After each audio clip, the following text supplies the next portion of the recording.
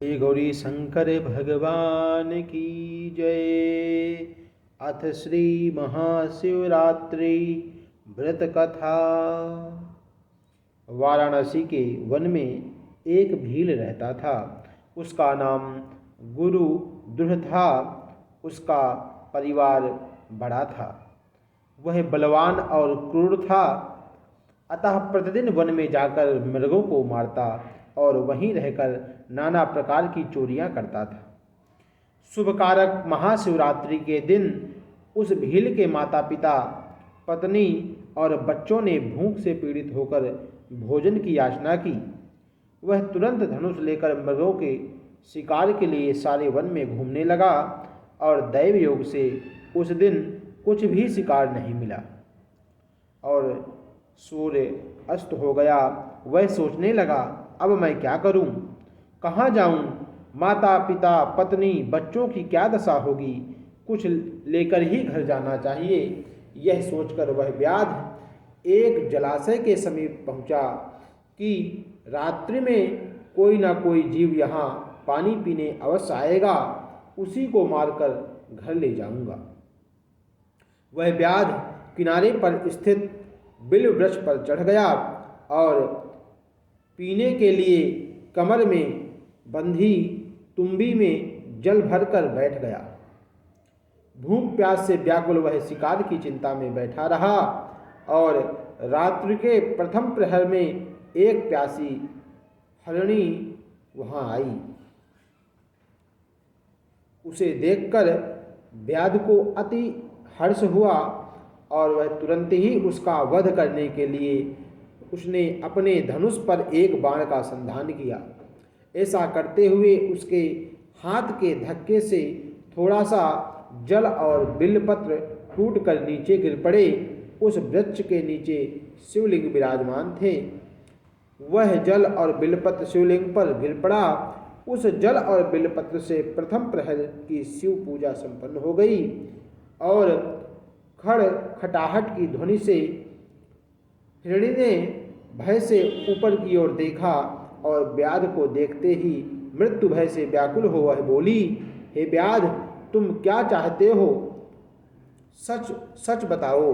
व्याध ने कहा, मेरे कुटुंब के लोग भूखे हैं, अतः तुमको मारकर उनकी भूख मिटाऊंगा। मृगी बोली, हे भील, हे व्याघ्र, मेरे मांस से तुम्हारे कुटुंब को सुख होगा। इस अनर्थकारी शरीर के लिए इससे अधिक महान पुण्य का कार्य भला और क्या हो सकता है। परंतु इस समय मेरे सब बच्चे आश्रम में मेरी बाट जोह रहे हैं, अर्थात मेरी प्रतीक्षा कर रहे हैं। मैं उन्हें अपनी बहन को अथवा स्वामी को सौंप कर लौट आऊँगी। उस हिरणी के शपथ खाने पर बड़ी मुश्किल से उस व्याध ने उसे छोड़ दिया और द्वितीय प्रहर में उस हिरणी की बहन उसी की राह देखती हुई ढूंढती हुई जल पीने वहां आ गई और व्याध ने उसे देखकर बाण को तरकस से खींचा। ऐसा करते समय पुनः पहले की भांति शिवलिंग पर जल और बिल्वपत्र गिर गए। इस प्रकार दूसरे प्रहर की पूजा संपन्न हो गई। उस मृगी ने पूछा, हे व्याध, यह क्या करते हो। व्याध ने पूर्ववत उत्तर दिया, मैं अपने भूखे कुटुंब को तृप्त करने के लिए मुझे कुछ भोजन चाहिए, इसलिए मैं तुम्हें मारूंगा। उस मृगी ने कहा, मेरे छोटे छोटे बच्चे घर में हैं, अतः मैं उन्हें अपने स्वामी को सौंपकर तुम्हारे पास लौट आऊंगी। मैं वचन देती हूँ। व्याध ने उसे भी छोड़ दिया। इस प्रकार व्याध का दूसरा प्रहर भी जागते जागते बीत गया। इतने में ही एक बड़ा हष्ट पुष्ट हिरण मृगी को ढूंढता हुआ आया। व्याध के बाण चढ़ाने पर पुनः कुछ जल बिल्वपत्र शिवलिंग पर गिरते हैं। अब तीसरे प्रहर की पूजा उस व्याघ के द्वारा हो जाती है। मृग ने आवाज से चौंककर व्याध की ओर देखा और पूछा, क्या करते हो। व्याध ने कहा, तुम्हारा वध करूंगा। तब उस हिरण ने कहा, मेरे बच्चे भूखे हैं, मैं बच्चों को उनकी माता को सौंप कर तथा उनको धैर्य बांधकर शीघ्र ही यहाँ लौट आऊँगा। व्याध बोला, जो जो यहाँ आए हैं वे सब तुम्हारी ही तरह बातें तथा प्रतिज्ञा कर चले गए हैं, परंतु अभी तक नहीं लौटे। शपथ खाने पर उसने हिरण को भी छोड़ दिया। मृग मृगी सब अपने स्थान पर मिले। तीनों प्रतिज्ञाबद्ध थे, अतः तीनों जाने के लिए हट करने लगे। अतः उन्होंने बच्चों को अपने पड़ोसियों को सौंप दिया और तीनों चल दिए।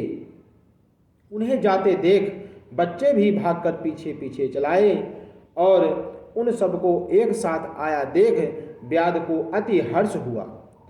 उसने तरकस से बाण खींचा, जिससे पुनः जल बिल्वपत्र शिवलिंग पर गिर पड़े। इस प्रकार चौथे प्रहर की पूजा संपन्न हो जाती है। रात्रि भर शिकार की चिंता में व्याध निर्जल भोजन रहित जागरण करता रहा। शिवजी का रंच मात्र भी चिंतन नहीं किया, अर्थात भगवान शिव का उसने चिंतन नहीं किया, लेकिन चारों प्रहर की पूजा अनजाने में स्वतः हो गई।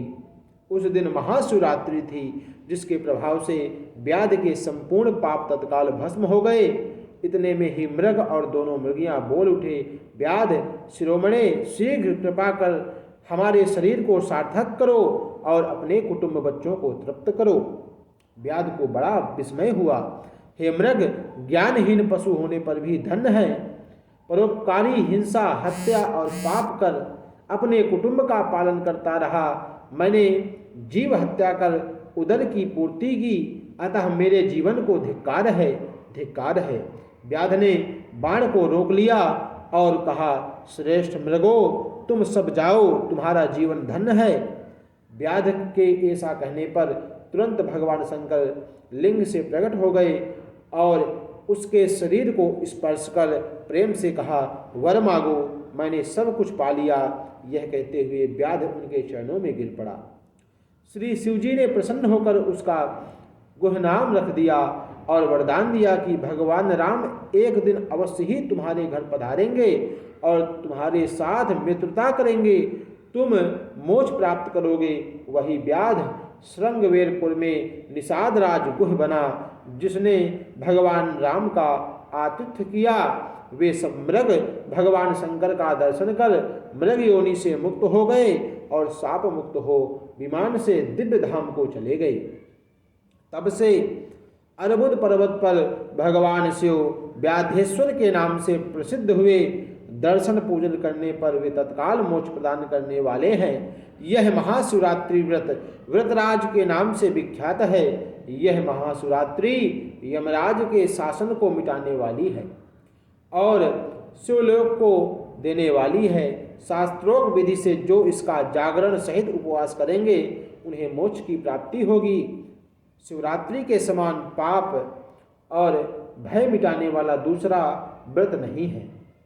इसके करने मात्र से सब पापों का क्षय हो जाता है और भगवान शिव शंकर भोलेनाथ की कृपा प्राप्त होती है। इसलिए हमें महाशिवरात्रि के दिन विधि विधान से भगवान शिव शंकर की पूजा अर्चना करनी चाहिए, उनकी कथा श्रवण करनी चाहिए। इससे भगवान शिव अति प्रसन्न होते हैं। इस प्रकार से महाशिवरात्रि की व्रत कथा संपूर्ण हुई। बोलिए गौरी शंकर भगवान की जय। नमः पार्वती पतये। हर हर हर महादेव।